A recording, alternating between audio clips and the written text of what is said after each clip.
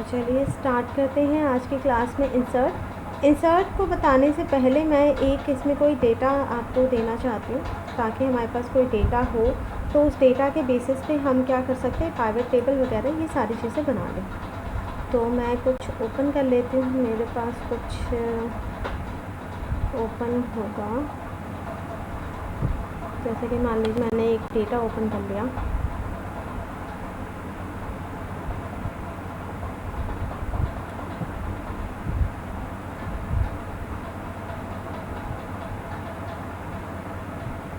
Protected field, okay.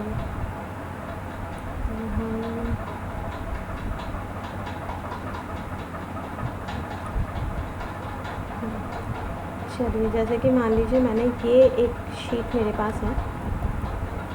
तो sheet के अंदर बेसिकली इसमें आप लोगों का ही डेटा है सारा।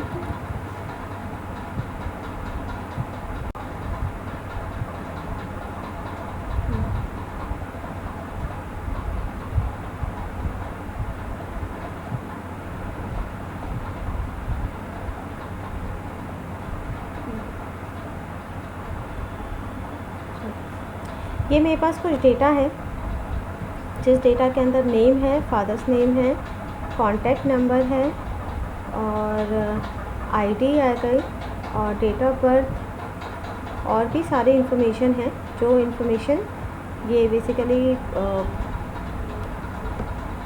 अब इस इन्फॉर्मेशन के साथ हम कैसे काम कर सकते हैं और क्या क्या कर सकते हैं। तो सबसे पहले ये जो इन्फॉर्मेशन है हम इसमें एक रो इंसर्ट करते हैं।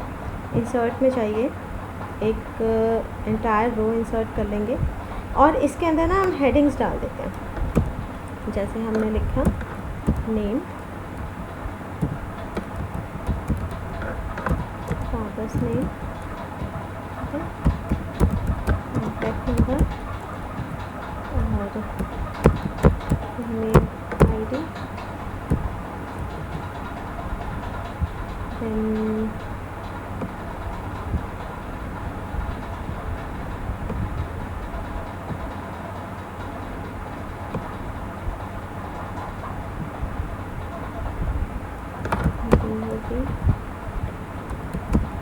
जेंडर,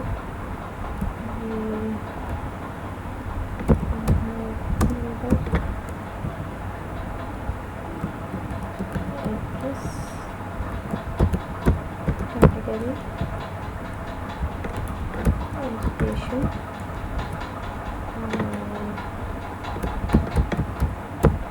एम्प्लॉय स्टेटस,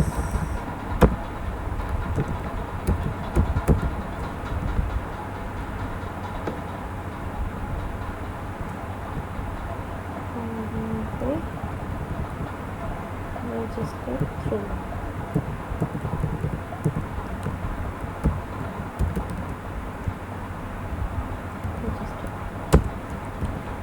तो हमारे पास ये कुछ डेटा है, हमने ये सारा डेटा सिलेक्ट करा। पूरा डेटा अगर आपको एक साथ सिलेक्ट करना है, जैसे मैं अभी शिफ्ट के साथ एरो की प्रेस कर रही हूँ, या तो आप ऐसे करके 1 बाय 1 कर सकते हैं या फिर शिफ्ट के साथ कंट्रोल प्रेस करिए, down arrow and right arrow. तो इससे क्या होता है कि डाउन एंड राइट जब हम क्लिक करते हैं तो जितना भी इसके पास डेटा होता है ना, इसने सबको सिलेक्ट कर लिया। अब आप सोच रहे हैं कि यहाँ पे कुछ और डेटा रह गया, तो शिफ्ट कंट्रोल और उसके बाद फिर दोबारा से राइट वाला आप एरो की प्रेस करिए, ये इसने पूरा डेटा सिलेक्ट कर लिया। पूरा डेटा सिलेक्ट करने के बाद सबसे पहले हम क्या करते हैं, हम इंसर्ट में जाते हैं और इंसर्ट में आता है पाइवट टेबल। पाइवट टेबल एक बहुत अच्छा ऑप्शन होता है जिसमें हम क्या करते हैं कि जो भी हमारे पास टेबल या जो भी हमारे पास डेटा अवेलेबल है उस डेटा को हम क्या कर सकते हैं, उसमें बहुत सारी इन्फॉर्मेशन को हम फाइंड आउट कर सकते हैं with the help of pivot table, pivot table की हेल्प से। तो वो कैसे किया जाएगा, उसको करने के लिए हमने डेटा सेलेक्ट करा, पाइवट टेबल में गए, पाइवट टेबल में सिलेक्ट अ टेबल और रेंज, यानी कि टेबल और रेंज को सिलेक्ट कर लिया, या फिर use an external data source. अगर आपके पास कोई एक्सटर्नल डेटा है कहीं और से, अगर आप डेटा ले रहे हैं तो उसको भी यूज़ करके आप क्या कर सकते हैं, उसका भी पाइवट टेबल बना सकते हैं। अब ये है कि पाइवट टेबल की जो रिपोर्ट जनरेट होगी वो कहाँ होगी, न्यू वर्कशीट में होगी या एग्जिस्टिंग वर्कशीट में होगी। ठीक है, मैंने कहा एग्जिस्टिंग वर्कशीट में होगी, और एग्जिस्टिंग वर्कशीट की लोकेशन बता दो। तो हमने यहाँ पे क्या करा, लोकेशन में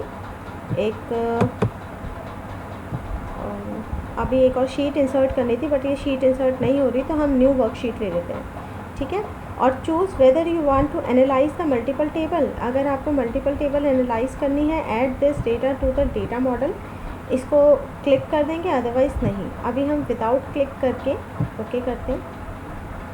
ओके करते ही देखो यहाँ पे क्या हो गया, यहाँ पे एक अलग से आपका एक पाइवट टेबल बन के आ गया, एक अलग शीट बन के आ गई। यहाँ पे पाइवट टेबल का एनालाइज़र है, ठीक है, उसी का ही डिज़ाइन है। और इधर पाइवट टेबल में क्या आ रहा है, यहाँ पर सारे ऑप्शन आने चाहिए थे, बट ये क्या कर रहा है, ये बेसिकली पाइवट टेबल में जो ऊपर कैटेगरी थी ये वो ले रहा है, इसने नेम और वो सब ले लिया। एक सेकेंड, शायद थोड़ी सी मिस्टेक हो गई है, हम दोबारा देख लेते हैं।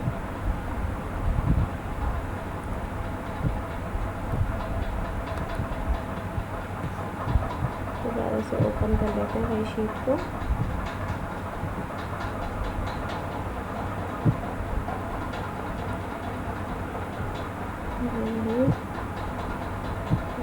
शीट थी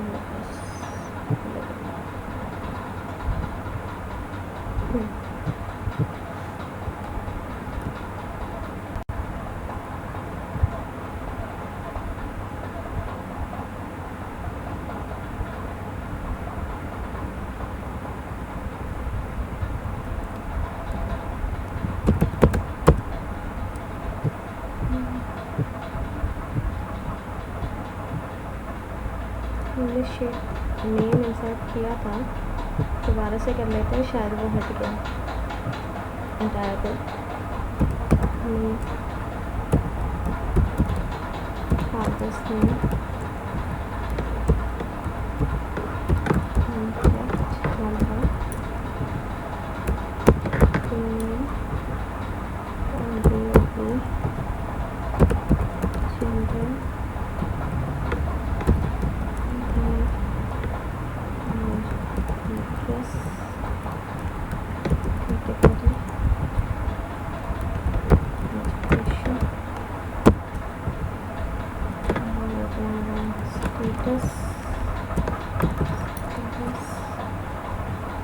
हम ये दो शीट हटा देते हैं, ये जो है इसको हटा ही देते हैं।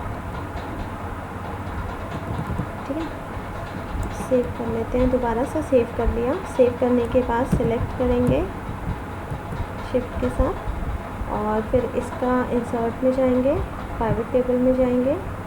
ठीक है, सारी चीज़ें ऑप्शन सेलेक्ट करके देन ओके ओके करके, हाँ अब देखो अब ऑप्शन आ रहा है name, father's name, contact name. ठीक है, पहले वो नेम यानी कि नेम फादर्स नेम नहीं ले रहा था, वो फर्स्ट जो डेटा था उस डेटा को ले रहा था। तो अब इसमें क्या करना है, इसमें जैसे आपने ये नेम पे क्लिक करा तो नेम करते ही सारे नेम इधर आ गए। ठीक है, अब उसके बाद आप यहाँ पे क्या लेना चाहते हो, यानी कि इस पूरे टेबल में से अगर आपको कुछ एनालाइज करना है तो एनालाइज आप क्या करना चाहते हो। जैसे मुझे इनका जो ईमेल एड्रेस है वो चेक करना है, तो नेम आ गया, नेम के साथ ईमेल एड्रेस आ गया। ठीक है, अब यहाँ पे एक रो है, दोनों रो हो गई। अब इसके बाद आपका क्या होता है कि इसमें और क्या क्या चाहिए, कैटेगरी है, एजुकेशन है, जैसे मैंने एजुकेशन ले लिया। ठीक है, अब यहाँ पे एजुकेशन आ गया। अब इसमें क्या होता है कि इसमें आप यहाँ पे ना फ़िल्टर यूज़ कर सकते हैं। जैसे ये सारे नेम आ गए, आपको पर्टिकुलर किसी नेम का आपको चेक करना है तो आप उसी का ही डेटा आप इसमें से ले सकते हैं। और इसमें अगर किसी चीज़ को आपको कॉलम में चाहिए, जैसे एजुकेशन को मुझे चाहिए कॉलम में, तो यहाँ कॉलम में ड्रैग कर दीजिए, तो देखो ऐसे कॉलम में ये डिवाइड हो जाएगा, मतलब कॉलम में चला जाएगा। तो यहाँ से आप कौन सी डेटा, मतलब कौन सा डेटा आप कहाँ लेना चाहते हो, आप उसके अकॉर्डिंग यहाँ पे ले सकते हैं। इसका यूज़ ज़्यादातर क्या होगा कि कैलकुलेशन के लिए यूज़ होगा। अभी जो आपके पास डेटा है उस डेटा में कोई कैलकुलेशन नहीं है। जैसे कि सेल्स रिपोर्ट हुई, अगर आपको सेल्स रिपोर्ट में मंथली सेल अगर पता करनी है या किसी पर्सन की अगर सेल पता करनी है तो हम उसके लिए हम इसको ज़्यादा अच्छे से यूज़ कर पाएंगे, उसमें ये ज़्यादा अच्छे से पता चल जाएगा। क्योंकि अभी जो ये जो टेबल है या जो भी डेटा है, इस डेटा के अंदर हमारे पास ऐसा कुछ नहीं है जो हम एनालाइज कर सकें। जस्ट एक पर्सन की इन्फॉर्मेशन है, पर्सनल इन्फॉर्मेशन है। तो एक काम करते हैं, मैं एक और टेबल बना लेती हूँ जिस टेबल के अंदर कुछ हम इस तरह का हम डेटा ले लेते हैं ताकि अच्छे से हम उसको देख सकें। चलो मैं एक काम करती हूँ, मैं एक सेल्स रिपोर्ट बनाती हूँ, ठीक है, और उस सेल्स रिपोर्ट पे काम करते हैं। सेल्स रिपोर्ट में हमारा क्या है कि बहुत सारे मतलब हमारे पास सेल्स पर्सन है, ठीक है। तो एस नेम ले लिया, यानी कि सेल्स पर्सन का नेम है, ठीक है, और वो कौन सी सिटी में काम करते हैं, अलग अलग सिटी हो गया, और उनकी जो है मंथली सेल कितनी हुई है। जैसे मैं अलग अलग मंथ की बना लेती हूँ, जैसे जैन की हो गई, फैब की हो गई, ठीक है, मार्च, या फिर एक काम करते हैं यहाँ पे हम डेट लिख लेते हैं कि कौन कौन सी डेट को कौन कौन सा सेल किया गया था। तो यहाँ पे हम डेट ले लेते हैं और यहाँ पे सेल अमाउंट ले लेते हैं कि कितना अमाउंट का सेल किया है, ठीक है, सेल अमाउंट ले लेते हैं। चलिए एक छोटा सा ही हम एक टेबल लेते हैं, इसी टेबल पे हम प्राइवेट टेबल बना कर देखेंगे। हमने नेम ले लिए, हम ABCD करके हमने नेम लिया, ठीक है। फिर यहाँ पे सिटी, या तो अब सिटी की रिक्वायरमेंट ही नहीं है, या तो सिटी छोड़ दो, इसको हम डिलीट ही कर देते हैं, एंटायर कॉलम। हम डेट ले लेते हैं कि कौन सी डेट को किसने कितना सेल किया था। तो ये एक हो गया कि यहाँ पे कौन सा 10 है ना, पहले MDY यानी कि 10 1 तारीख 2020 को जो सेल हुआ था वो 2000 का इसने सेल किया था, ठीक है। 10/1/2020 इसने 1200 रुपये का सेल किया था। फिर 10/2/2020 3000 रुपये का सेल किया। फिर आया 10/3/2020 5000 का सेल करा।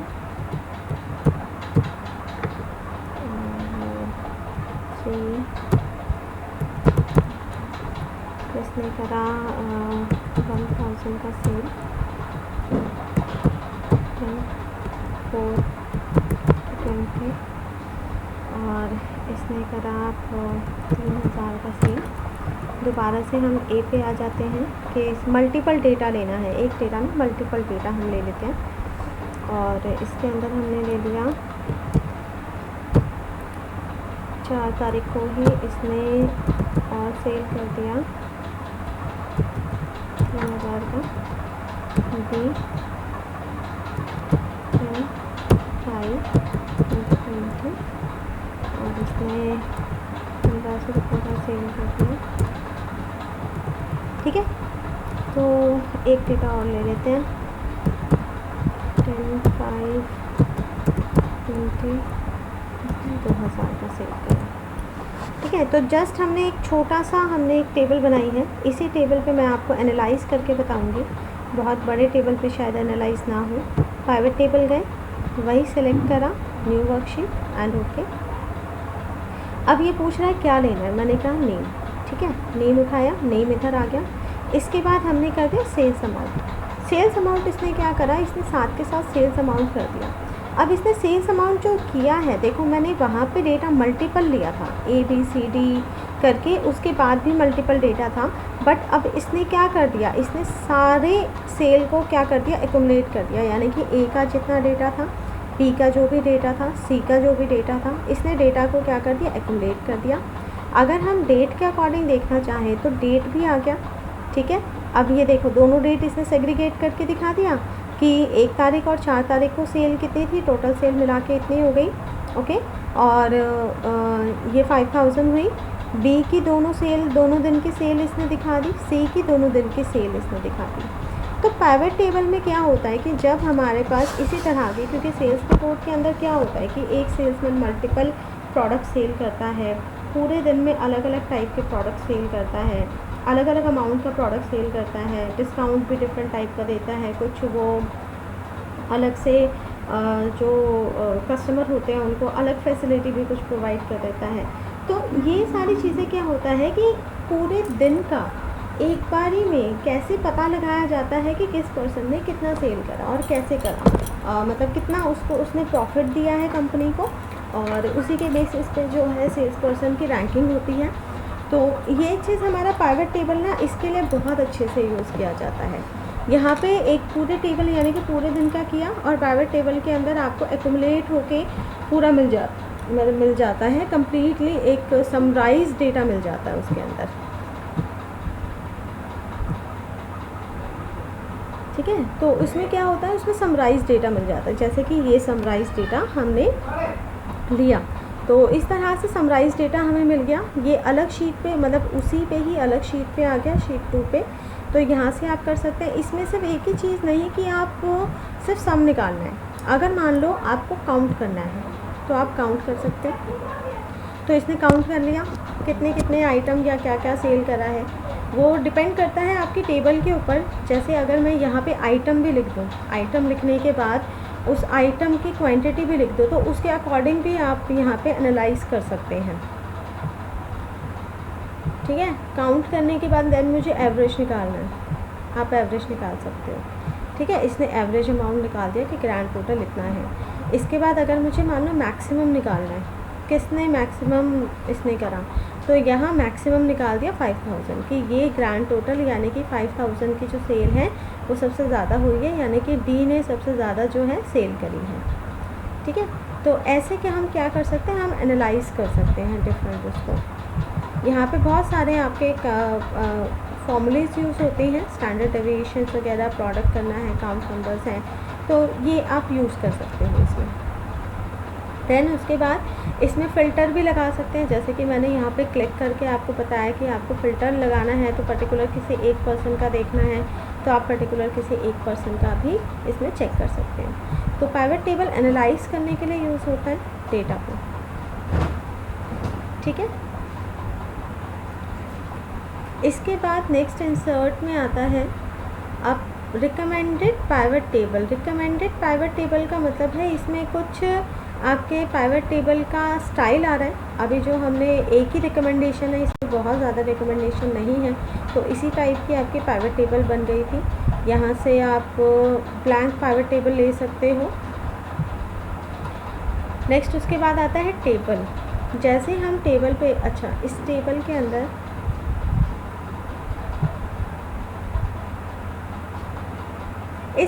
अंदर क्या होगा कि जो भी हमने इंसर्ट में टेबल करा, इस टेबल से आपका जो डेटा है वो अलग टेबल में बन के आ जाएगा, यानी कि फॉर्मेट अलग हो जाएगा। फॉर्मेट अलग होने के बाद इसमें ऑटोमेटिक फ़िल्टर यूज़ हो जाएंगे, फ़िल्टर्स अपने आप लग जाएंगे।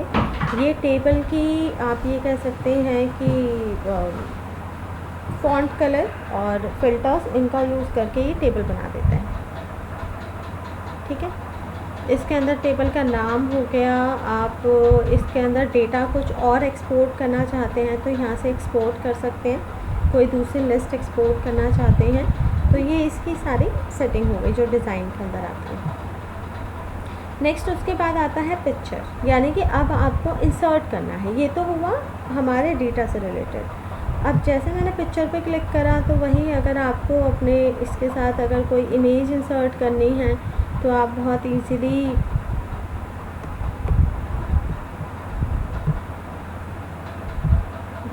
कर सकते हैं। जैसे कोई कंपनी का लोगो हो गया, वो आपको इसमें इंसर्ट करना हो, किसी तरह का और कुछ इंसर्ट करना हो, फ़िलहाल तो मेरे सिस्टम पे जो इमेज है मैं वही इंसर्ट करके दिखा रही हूँ आपको, तो वो चीज़ आप लुक एंड फील के लिए आप इसमें कर सकते हैं। नेक्स्ट उसके बाद आता है ऑनलाइन पिक्चर। वही ऑनलाइन पिक्चर आपको इंसर्ट करनी है। शेप्स प्री डिफाइन, सेम जो MS वर्ड में था आप इसमें इंसर्ट कर सकते हो। स्मार्ट आर्ट, ये भी बिल्कुल वही है जो आपने MS वर्ड में यूज़ किया था, वही आप स्मार्ट आर्ट इसमें यूज़ कर सकते हो। स्क्रीनशॉट है कि अभी जैसे ये स्क्रीनशॉट मैंने कभी आपकी ली थी, जो लास्ट मैंने स्क्रीनशॉट ली थी, तो वो स्क्रीनशॉट आप इसके अंदर इंसर्ट कर सकते हो, ठीक है, जो भी स्क्रीनशॉट थी। तो इस तरह से आप इसके अंदर इंसर्ट कर सकते हैं इमेजेस को। ऐप फॉर ऑफिस, ये सारा ऑनलाइन है, ये चलेगा नहीं। रिकमेंडेड चार्ट के अंदर क्या होगा कि जो भी आपका डेटा है, आप डेटा सेलेक्ट करिए, चार्ट्स पे जाइए, तो ये चार्ट्स इंसर्ट करने के लिए है, ठीक है। तो ये रिकमेंडेड चार्ट ये है। ऑल चार्ट्स पे जाएंगे तो ये सारे चार्ट्स आ जाते हैं जो आपने MS वर्ड में करे थे, सेम वही है। बट एक्सेल के अंदर चार्ट्स का ज़्यादा यूज़ किया जाता है, क्योंकि कभी भी जब हम डेटा शो करते हैं तो डेटा ज़्यादातर जो एक्सेल पे काम होता है ना, वो काम होता है कंपनीज़ में, ज़्यादातर बड़ी कंपनीज़ हैं जिसमें डेटा बहुत ज़्यादा हो गया। जैसे मैंने सेल्स रिपोर्ट की बात करी, जहाँ हमारा डेली का कोई ना कोई डेटा हमारा स्टोर होता है। सेल्स चाहिए, प्रोडक्ट से रिलेटेड है, स्टॉक में कितना हमारा माल कितना आया, कितने प्रोडक्ट अवेलेबल हैं, ये सबको दिखाना। जैसे क्वार्टरली हमें सेल्स रिपोर्ट दिखाना कि कंपनी प्रॉफिट में जा रही है, लॉस में जा रही है, तो हर क्वार्टरली एक रिपोर्ट तैयार होती है। तो वो ज़्यादातर क्या होता है कि जब भी हम टेबल पे काम करते हैं तो जो मीटिंग होती है या जिसमें समराइज डेटा कलेक्ट किया जाता है, वो समराइज डेटा कभी भी टेबुलर फॉर्म में नहीं होता, टेबल के फॉर्म में डेटा कभी भी शो नहीं किया जाता, वो हमेशा शो किया जाता है चार्ट्स की फॉर्म में। चार्ट में क्यों? इसलिए क्योंकि इसमें जो डेटा है वो बहुत ईजिली शो हो जाता है, चाहे बहुत लार्ज अमाउंट ऑफ डेटा हो तो उसका भी एक समराइज आप चार्ट बना सकते हैं और वो बहुत ईजिली शो हो जाता है। यहाँ पे है कॉलम चार्ट, एग्जाम्पल ये दिखा रहा है। लाइन चार्ट हो गया, पाई चार्ट है, ठीक है, बार चार्ट है। अब जैसे मैंने पाई चार्ट एक इंसर्ट करा, पाई चार्ट अलग अलग टाइप के पाई चार्ट्स भी हैं, आप जो भी चार्ट लेना चाहते हैं उसको लेके जैसे ही हम ओके करते हैं तो देखिए पाई चार्ट बन गया। तो यहाँ पे देखो इजीली आपको समझ में आ रहा है कि कौन सा जिसका कलर मतलब कितना ज़्यादा है, या जैसे अब ये दिखा रहा है, जैसे A का ये अलग कलर दिखा रहा है, B का अलग कलर दिखा रहा है, तो यहाँ पे भी आप इसकी सेटिंग भी बदल सकते हैं। जैसे ही आप इस चार्ट को क्लिक करते हैं, इसका डिज़ाइन पार्ट आ जाता है जिसमें डिफरेंट डिज़ाइन आप ले सकते हो, एंड फॉर्मेट पार्ट आ जाता है। फॉर्मेट पार्ट के अंदर इसके कलर सेटिंग आप चेंज कर सकते हैं, ठीक है। फिर इसके अंदर जैसे ही फ़िल्टर्स हैं, आपको किसका डेटा देखना है, पर्टिकुलर किसी एक का डेटा देखना है, देखो बहुत ईजिली शो कर रहा है ये, ठीक है।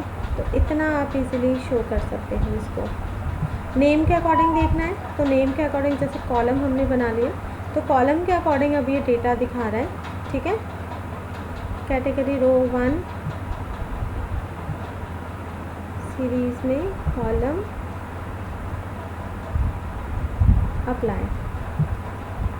अप्लाई करते हैं। अब ये देखो कॉलम के अकॉर्डिंग हमारा जो है डेटा दिखा रहा है, कॉलम A के अकॉर्डिंग, ठीक है। तो इस तरह से आप इसके ऑप्शंस बदल सकते हैं यहाँ से चार्ट में। अब इसमें जो रिकमेंडेड चार्ट था, यहाँ पे भी वही सारे चार्ट्स हैं अलग अलग। इसमें एक और आ जाता है पाइवट चार्ट। पाइवट चार्ट हमारा वही है जो अभी हमने पाइवट टेबल किया था, वही चीज़ हमारी पाइवट चार्ट है। जैसे कि मैं इसको सेलेक्ट करके आपको पाइवट चार्ट दिखा देती हूँ। पाइवट चार्ट में जाएंगे, ठीक है, सिलेक्ट करा, टेबल हमने सेलेक्ट कर ली, न्यू वर्कशीट ले लिया और ओके कर दिया।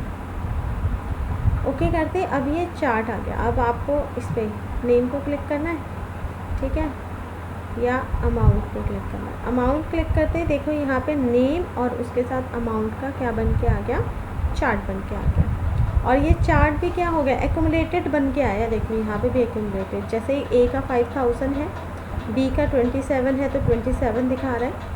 यहाँ पे क्या था, जब आप इस चार्ट पे थे, जो यहाँ पे थे, तो देखो इसके अंदर क्या है कि ABC, नीचे आप देख लो ABCDEF, अगेन ABC, इसमें एक्यूमुलेट बन के नहीं आया। अलग अलग चाहे एक ही डेटा आपका 10 बार एंट्री है तो उसको 10 अलग अलग बार में वो शो करेगा, इसमें चार्ट में अलग जगह देगा उसको। एक है, दोनों डेटा को उसने एक नहीं दिया, ठीक है, दोनों डेटा अलग अलग हैं। देखो यहाँ पे 2 ब्लू है, ठीक है। इसी तरह एक है अलग अलग इसने शो नहीं करा, सॉरी अलग अलग ही शो करा है, एक साथ शो नहीं करा। तो जहाँ हम पाइवट चार्ट की बात करते हैं तो पाइवट चार्ट में क्या होता है, ये एक्यूमुलेट करके दिखाता है। तो आपको एक समराइज डेटा बहुत अच्छे से देखने को मिल जाता है इसके अंदर, ठीक है। डेट पे क्लिक करनी है, डेट भी इसने शो कर दिया। तो यहाँ से आप देख सकते हैं कि किसके अकॉर्डिंग आपको डेटा लेना है, कैसे आपको डेटा लेना है, एक्यूमुलेट करके दिखाएगा। नेक्स्ट इसका एनालाइज़र है, refresh data, source data, insert slicer, मतलब आप इसमें कुछ और इंसर्ट करना चाहते हैं। ये अलग से एक स्लाइसर शो हो गया, मतलब अलग से आपको अगर डेटा देखना है तो आप देख सकते हो यहाँ पे। इंसर्ट टाइमलाइन, टाइमलाइन यानी कि डेट, कौन कौन से डेट पे क्या क्या हुआ। तो ये डेट मतलब ऑल पीरियड दिखा रहा है, ठीक है, टाइमलाइन बता रहा है ये। तो ये ज़्यादातर हमारा उसी में ही यूज़ होता है जब हम लार्ज नंबर ऑफ डेटा पे काम करते हैं, ठीक है। नेक्स्ट उसके बाद आता है डेटा हमारा,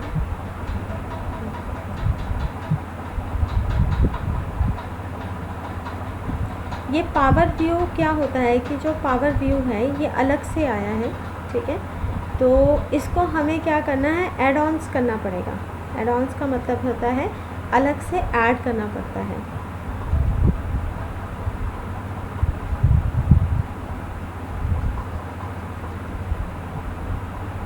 तो ये बेसिकली इसमें कुछ ऑप्शंस जो नहीं चल रहे हैं, वो ऑप्शन इसलिए नहीं चल रहे हैं क्योंकि ये जो मेरा ऑफिस है ये बेसिकली डाउनलोडेड है। ये आपका लाइसेंस जो है नहीं है।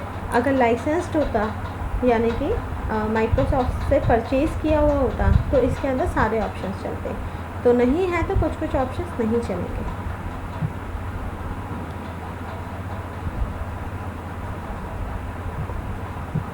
Data range, location range, reference to location details, create sparkles, sparklines. Sparklines मैं आपको फिर बताऊंगी, स्पार्क लाइन्स न्यू ऑप्शन है तो मैं देख के बताऊंगी कि इसमें क्या होता है। स्लाइसर डिफरेंट स्लाइस करने के लिए है, जैसे हमने 3 ऑप्शन में से सिर्फ एक ही ऑप्शन लिया और ओके कर दिया। ओके करने के बाद इसने क्या करा, वही स्लाइसर ले लिया कि इसी का ही डेटा एक अलग से शो कर रहा है। तो स्पेशली आपको कोई एक डेटा अलग से शो करना है तो स्लाइसर है, बेसिकली स्लाइस करता है। स्लाइसर के बाद टाइमलाइन, इसमें भी आपका ये select the connection of the workbook of the data model.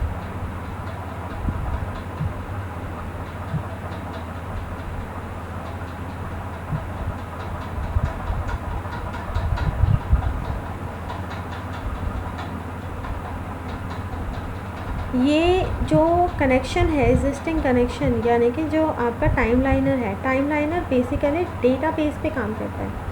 Database का मतलब क्या होता है, जैसे आपने कुछ डेटाबेस के नाम सुने होंगे, जैसे कि मतलब एसक्यूएल आपने सुना होगा, और ओरेकल का नाम सुना होगा, या बिग डेटा हडूप का नाम सुना होगा। तो ये जो हमारे जितने भी डेटाबेस होते हैं, डेटाबेस कब यूज़ किए जाते हैं, जहाँ हमारा large number of data use होता है। लार्ज नंबर ऑफ़ डेटा का मतलब है जो एक्सेल में भी नहीं आ सकता, एक्सेल से भी ज़्यादा, मतलब हज़ारों लाखों में जो डेटा यूज़ होता है।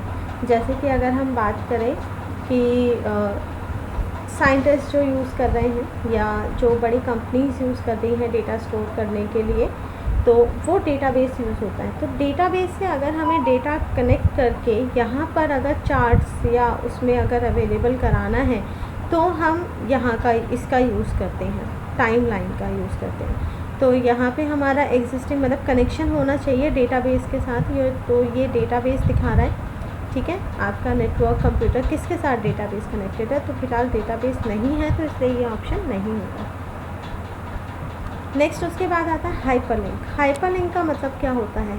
हाइपरलिंक का मतलब होता है लिंक्स क्रिएट करना, एक फ़ाइल को दूसरे फाइल से कनेक्ट करना। जैसे मान लो ये जो ए है, इसको मैंने इस एक सेल पे क्लिक करा, हाइपरलिंक्स पे गए। हाइपरलिंक पे जाने के बाद वही मेरे जो सिस्टम में जितना भी डेटा है वो सारा डेटा यहाँ पे शो कर रहा है, ठीक है। इसमें से अगर मुझे किसी भी पेज का हाइपरलिंक क्रिएट करना है, चाहे वो एग्जिस्टिंग यानी कि ब्राउज़ पेज करना है, रिसेंट फाइल करना है, क्रिएट न्यू डॉक्यूमेंट, नए डॉक्यूमेंट के साथ भी आप कर सकते हैं। तो यहाँ पे मैं कर देती हूँ डी ड्राइव, और डी ड्राइव के अंदर मैंने कर दिया जावा, और जावा में मैंने कोई एक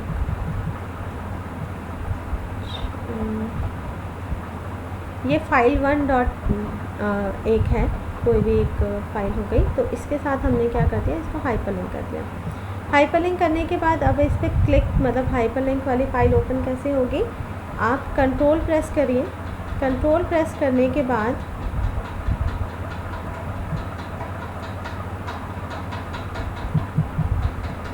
इस पर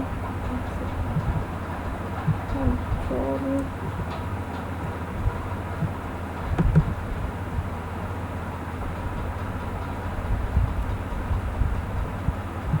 वैसे कंट्रोल के साथ जब हम माउस को क्लिक करते हैं, मतलब माउस को लेके जाते हैं जब कंट्रोल प्रेस करके, तो ऑटोमेटिक इसमें जो है ये एक हैंड का साइन आ जाता है, जिस पे आप क्लिक करोगे तो आपकी फ़ाइल ओपन हो जाती है। बट अगर ओपन नहीं हो रही है अभी, जैसे मेरे सिस्टम पे वो हैंड का साइन नहीं शो कर रहा है, तो इस पर राइट क्लिक करेंगे।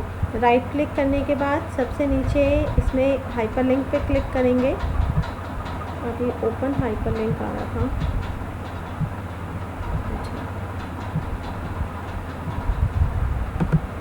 राइट क्लिक और ये ना ओपन हाइपरलिंक। सिंपल एक सेल ही सेलेक्ट होना चाहिए। ओपन हाइपरलिंक करते ही इसने क्या करा, इसने वो वाली फ़ाइल बता रहा है कि अनसेफ या जो भी है, इसको यस कर दो, ये फ़ाइल ओपन हो जाएगी। अनसेफ पे बताएगा फ़ाइल तो मेरे सिस्टम पे है, ये देखो, ठीक है। तो ये ब्लैंक फ़ाइल थी, जो भी फ़ाइल है, तो इसने उस फाइल को ओपन कर दिया।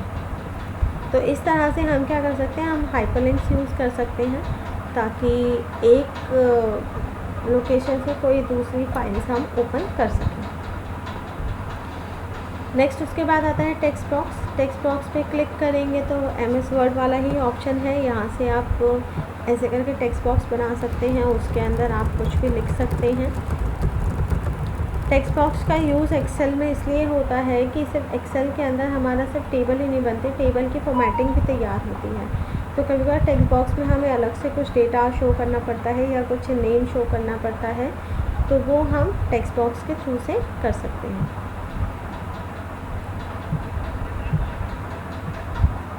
टेक्स्ट बॉक्स के बाद नेक्स्ट हेडर फूटर।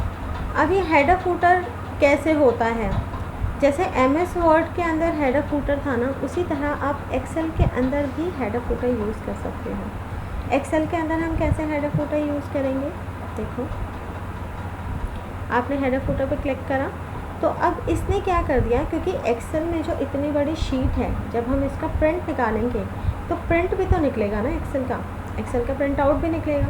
तो प्रिंट आउट निकलता है तो इतनी बड़ी शीट एक A4 साइज़ के पेज पे नहीं निकल सकती, तो आपको कितने पेजेस निकालने हैं,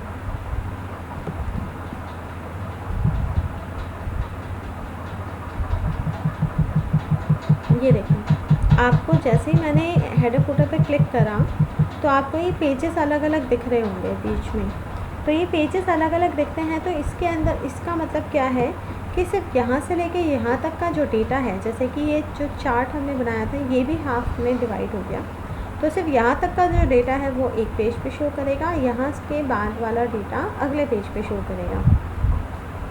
तो यहाँ पे हेडर फुटर है, तो यहाँ पे भी 3 सेक्शन है। आपको क्या हेडर चाहिए, क्या डेटा चाहिए, वो आप डिज़ाइन पे ऊपर क्लिक करो। यहाँ पे आता है page number, number of pages, current date, current time, file path, file name और शीट नेम, या कोई इमेज या लोगो अगर आपको लगाना है तो वो आप लगा सकते हो।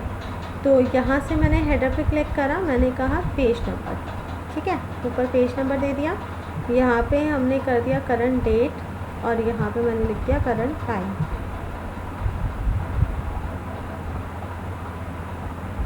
गो टू फूटर, इस पर क्लिक करेंगे, फूटर एरिया में पहुँच गए। यहाँ पे आपको क्या देना है, मैंने कहा फाइल पाथ। फाइल पाथ यहाँ पे क्या है, यहाँ पे देना है फाइल नेम और यहाँ पे क्या देना है, शीट नेम, जो भी शीट का नाम है, ठीक है। इसको देने के बाद हम क्या करेंगे,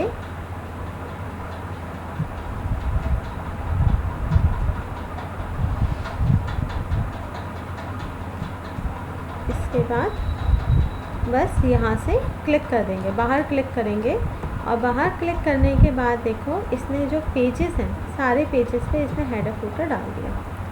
ये देखो ये दूसरा पेज, अब यहाँ पे डेटा नहीं है तो इसने उस पे पेज नंबर कुछ भी नहीं इंसर्ट करा है, जहाँ पे डेटा था सिर्फ उसने उसी डेटा पे उसी पे ही हेडर फुटर इंसर्ट किया है।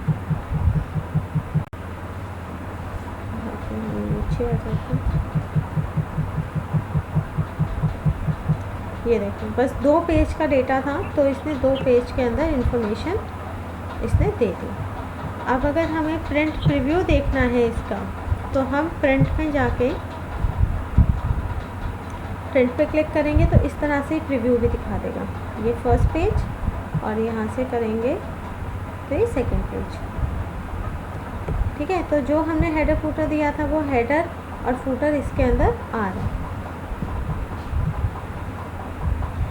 इसमें अब इस व्यू को बदलने के लिए, व्यू कैसे बदलेंगे, नीचे ये ऑप्शन आ रहा है जहाँ पे जूम करते हैं, इधर ही 3 तरह के व्यू आते हैं। ये पेज लेआउट व्यू है, ये नॉर्मल व्यू है। नॉर्मल व्यू में हमारा वही नॉर्मल ग्रिड व्यू दिखाते हैं, और जब आपने हेडर फुटर इंसर्ट कर दिया इसमें तो ग्रिड व्यू में भी आपको एक ये लाइन दिख रही होगी, डॉटेड लाइन। इस डॉटेड लाइन से हमें पता चल जाता है कि कहाँ तक का डेटा जो है हमारा एक पेज पे आ रहा है।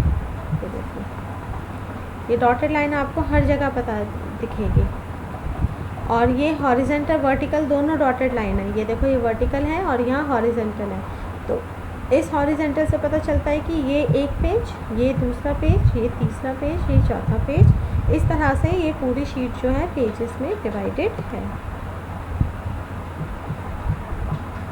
उसी के अकॉर्डिंग आप डेटा को सेट कर सकते हो। अब मुझे ये पूरे टेबल जो है ये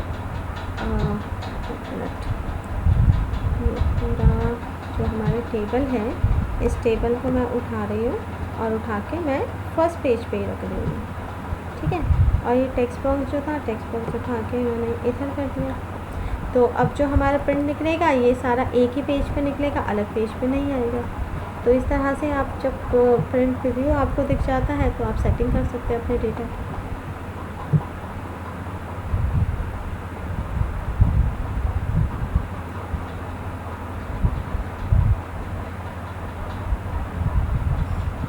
इसके बाद ये आता है वर्ड आर्ट। वर्ड आर्ट के अंदर आप कुछ भी लिखना चाहें तो आप लिख सकते हैं। जैसे यहाँ पे टाइप योर टेक्स्ट हियर, तो मैंने लिख दिया ओ लेवल, ठीक है, ओ लेवल लिखा। तो जो हमने स्टाइल चूज़ करा था उसी के अकॉर्डिंग ही ये दिखा रहा है।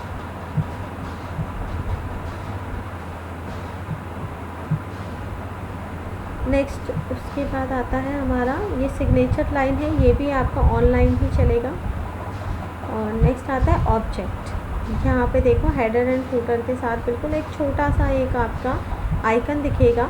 ये जो ब्लैंक टाइप का आइकन है, इस आइकन को हम क्या कहते हैं, इसको हम कहते हैं ऑब्जेक्ट। ऑब्जेक्ट का मतलब क्या है, वही ऑब्जेक्ट जो आपने MS वर्ड में भी किया था कि हम अपने सिस्टम के अंदर जो भी सॉफ्टवेयर इंस्टॉल है उस सॉफ्टवेयर में बनाया हुआ कोई भी एक जो हमने फ़ाइल बनाई है उस फाइल को एज अ ऑब्जेक्ट अपने इस एक्सेल शीट के अंदर इंसर्ट कर सकते हैं। तो बहुत कुछ है इसमें, बहुत सारे सॉफ्टवेयर्स हैं, बट हम सेकेंड वाला लेंगे, बिटमैप इमेज। बिटमैप इमेज इसलिए लिया जा रहा है क्योंकि वो पेंट है, MS पेंट। जैसे हम इस पर क्लिक करते हैं, क्लिक करके ओके करेंगे, पेंट की फ़ाइल ओपन हो गई। अब यहाँ पे जो आपको पेंट करना है,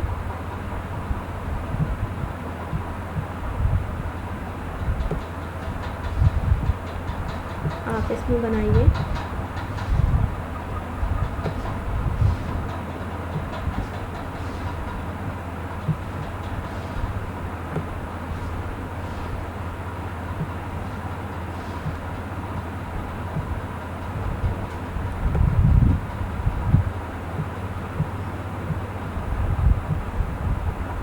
कलर कम कर देते हैं।